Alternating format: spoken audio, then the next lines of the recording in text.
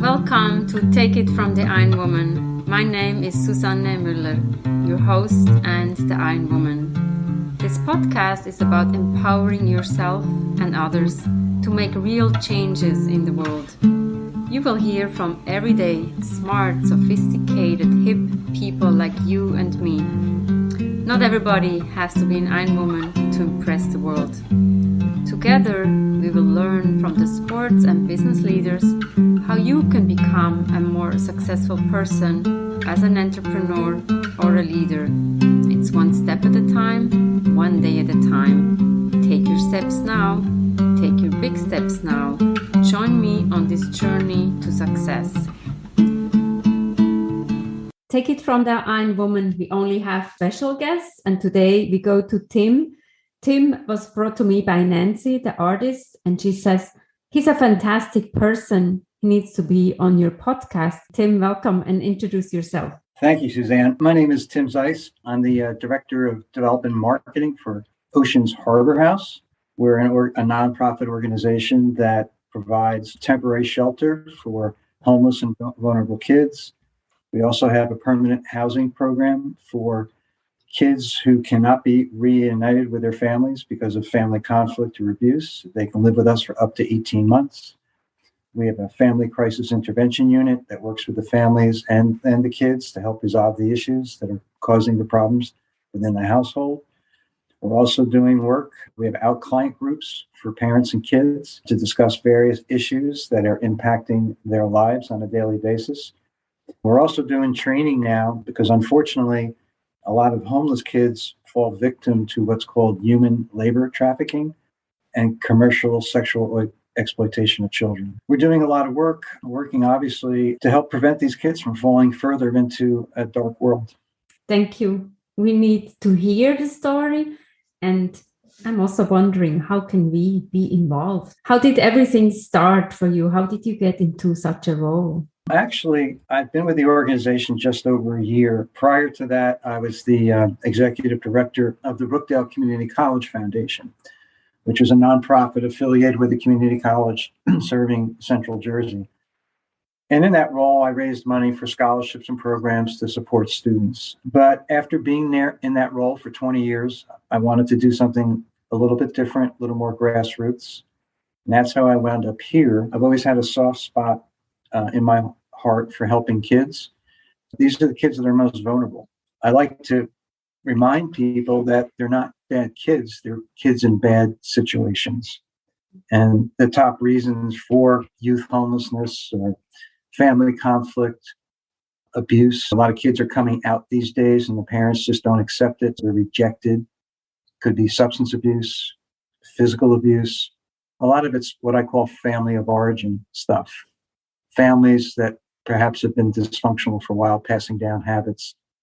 And this causes trauma in these young people's lives. What's supposed to be their safest environment is a place where they don't feel safe. So with the shelter, the kids come to us. They can live there for up to 30 days. We work with the kids and the families to resolve the issues. If in fact those issues cannot be resolved, we then have what's called a transitional living program. It's a 12-bed house where they can live with us for up to 18 months. They continue to receive counseling. They go to school. They work part-time. A portion of their salary is put in an account in their name when they transition out. They have a nest egg so they can move on to the next stage of their life. Unfortunately, a lot of people live in a bubble. They don't think homelessness is not something that enters their consciousness. And here on the Eastern Seaboard, it is a big problem. And we know it's an underreported problem because a lot of kids these days are couch surfing. They're going from place to place. They don't have a permanent house, but they're not reported as being homeless. We're doing a lot of work in the community to not only raise money to help support the services and the shelter that we provide, but raise awareness about the fact that this is a growing problem. And the pandemic actually worsened the situation because anxiety and depression and suicide among teenagers has gone through the roof. And being isolated at home and not being at school, now they're back, but for almost a year and a half, they're isolated at home, sitting behind a computer screen. That's not a healthy environment for kids, and particularly for those that are living in a bad situation. And you said it's the bad situation. Sometimes it's the environment, and they're good kids. I spoke to a colleague of mine who is working also with homeless veterans, probably more so. Mm-hmm. And he also said that people, not so much probably his population is children, but some people look like you and me, and they're homeless. And with the pandemic, when we don't even think, people say work from home. Well, they don't have a home. Right. They don't have a home. They don't have an internet connection. And I read on the SDGs, around the world, there's still 3.9 billion people without an internet connection. And that seems like more like a first world problem. But it's so close to home, what you're describing. Absolutely. I like what you say. These are not bad kids. It's a situation, it's the environment that puts them in a statistic that might not be the right way to categorize them. Exactly. And that's what I'm constantly reminding people. If you're not growing up in a stable environment, you're not necessarily going to make good choices too. Mm-hmm. If you're feeling isolated, you're feeling lonely, you're feeling misunderstood, perhaps you do turn to other activities that make you feel. With kids being isolated towards the pandemic, that the rise in human trafficking has gone up because they're being trolled on the internet. They're being lured in. And someone's paying attention to them, and someone supposedly is understanding their issues. And then slowly but surely, they're introduced into a life that they had no idea existed. And how does that even happen? To me, I know the internet can have good sides, but also now this is the bad side, human trafficking. I thought this was more in the developing countries, but it's so close to home. Tell us more about that. Absolutely. And the Eastern Seaboard is a hotspot for it. Yeah, in major metropolitan areas all the way down to Atlantic City. And do you have some statistics? This is news to me. This needs to change. Well, I don't have statistics, but I know talking to law enforcement. In fact, we do a walk every year in November. It's during National Youth Homeless Awareness Month. Mm-hmm. And we did it on the boardwalk in Asbury Park last year. And I recruited the sheriffs from Monmouth and Ocean counties to be participants and recruit team members. We had almost 300 people for our first walk. Mm-hmm. And the sheriff's department and the prosecutor's office, they're well aware of the fact that this is an issue. And they're working with us to try to educate the community about the warning signs. All of a sudden, if your kids, say your young person's living at home and now they're showing up in different clothes, all of a sudden they have jewelry they never had before. Like, where is this coming from? People think that this only, as you said, goes on in other parts of the world. Mm-hmm. It's right here in the United States, and it's a huge problem, and it's gotten worse in the last couple of years. In my role as Director of Development and Marketing, one is to raise awareness about the issues of youth homelessness and all the tragic consequences that it can lead to, and also to raise money to help support all the programs that we offer, because everything we offer is free of charge. The kids that stay in the shelter, the kids that stay in our transitional living program, the families and kids that we counsel through our family crisis intervention unit, the work we're now doing to educate the community, whether it's school systems, other youth serving organizations, about the warning signs and prevention of human labor trafficking. All those services that we provide in the community are free of charge. And how can the community help? Obviously, donating money. How big is your organization? How many volunteers do you have, or how many people on staff do you have? Well, with staff, again, we're operational 365 days a year, 7 days a week, 24 hours a day, because we have a crisis hotline that's managed 24 hours a day. Obviously, with the two facilities, the shelter and the transitional living program, they have to be staffed 24 hours a day. So between full-time staff and part-time staff, we have approximately 40 employees, counselors, people who oversee the shelter, the transitional living program, do the programs out in the community. There's a variety of ways that people can help. Obviously, they could go to our website and donate. We also have what's called a wish list. We're running two facilities where the kids need clothes, or we need cleaning supplies, so we have a lot of organizations that conduct drives. In fact, I went to a middle school student council meeting last week where the 6th, 7th, and 8th graders did a series of little fundraisers and they raised $1,000 and they purchased gift cards, because we use the gift cards as milestone when kids reach milestones, whether it's for achieving a certain level of proficiency in a different modality.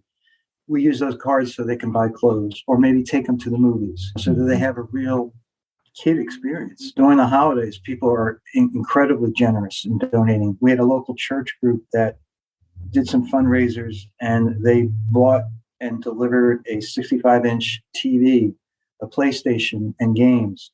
They also donated $2,000 in gift cards. All those things add up to it. We also ask people to get involved in our events, whether it's our walk, our art auction, which is coming up. And we have folks to come and help with cleanup, help and put up holiday decorations. So there's a variety of ways for people to get involved. It's not always just money. It's just about getting involved as well. Yeah. Sometimes being there for the people in those shelters. I think it's also sometimes you need to reach out to get out of that situation. What is the age group of the children or the young adults that you have in those facilities? In our emergency shelter, it can be as young as 10 up to age 19. And then our transitional living program, it can be from ages 16 to 21. Do you have any success stories? That's always beautiful to hear when you hear of people. We have many. One I'll share with you is because I got to meet, I call them graduates, kids that went through our program and moved on. This young woman arrived on a bus from Virginia in New Jersey, didn't know a soul, had very little money in her pocket, was in a survival mode on a daily basis. Do I try to buy something to eat today, or do I save it up so that I can maybe wash the few clothes that I have? Long story short, and she admitted when she came to us, she was rough around the edges. She didn't trust adults because she came from a very abusive family. She went on to earn her bachelor's degree in social work from a local university, and now plans to go on to get her master's degree. And she is speaking at an event we have coming up in April to share her story. So she's one of hundreds. We've served thousands of kids. The shelter first opened up in 1988, and then the transitional living program opened up in 2004. Since that time, we've served over 6,000 kids in the shelter and over 500 kids in our transitional living program. One young man, Tyler, reached out to me. He is now in the Air Force. And it's funny, just the little things. And he said, I'm home. He was in Afghanistan. Now he's stationed in New Mexico. And he said, I'm married and I have a dog. What's more heartwarming than that? Again, how can we help? We will have the information in the show note. I hope all the listeners will listen up. And what comes to my mind is meanwhile, it's nice that you take in those kids. We need to make sure that those numbers go down. Yeah. Raise the awareness, support you, show what successes you have, and make sure that those numbers of homeless young adults go down. Absolutely. This Saturday, in fact, presenting at a statewide convention of Kiwanis, which is a service organization. Some of the local Kiwanis clubs came to our walk last November, and they're an agency dedicated to helping kids.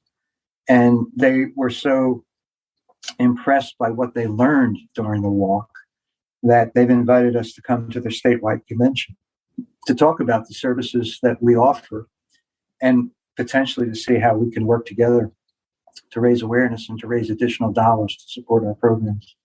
We depend on not just individuals. We work with service organizations, religious institutions, other youth serving agencies, government agencies, because I believe in collective impact, that if everybody's working towards the same vision, we can achieve more success versus doing it on our own. We're here with you. I think a podcast is also a platform where I feel like I'm a grassroots organization where I can uplift others and make sure that people around the world, or even on the East Coast in New Jersey where you are, that people are aware of what's happening and that we can help each other. Yep. And we know through the pandemic, it doesn't get any easier. And mental health is a huge issue that touches many people with homes, but then the homeless population is even more vulnerable. Absolutely. Absolutely. Isolation is not good for anybody. We're not made that way. We're made to be connected. Trauma is trauma. So if a kid is subjected to abuse at home, whether it's verbal abuse, physical abuse, they just don't feel emotionally supported, that can stay with them for the rest of their lives if they don't receive treatment. And if you had a magic wand, what would you do? Everything is possible for you. What I would do is to educate families right from the beginning. There's many people who don't realize that they're walking around wounded themselves. I'm a big believer that hurt people hurt. We're not born bad. But if you grew up in a dysfunctional home and you think that's the way everybody lived, and then you have a family and you act the same way, I think like in anything, any of the issues that are facing us in the world, education is the key. It's the key. Because if education, people make better lifestyle choices. People become part of society. They contribute to the common good. They get involved in the community. If you're feeling isolated and hurt, not misunderstood, you pretty much, that's the way your life's going to be, and feel part of anything. And I think we all, human natures, we want to be part of something. Thank you so much. That's all I can say. What you do for the community, I wish you good luck and less homelessness and more happiness and peace in the world. Amen. Thank you, Suzanne.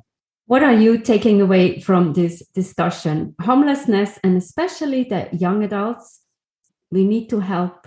We need to be there for them, and education is important. How can you help?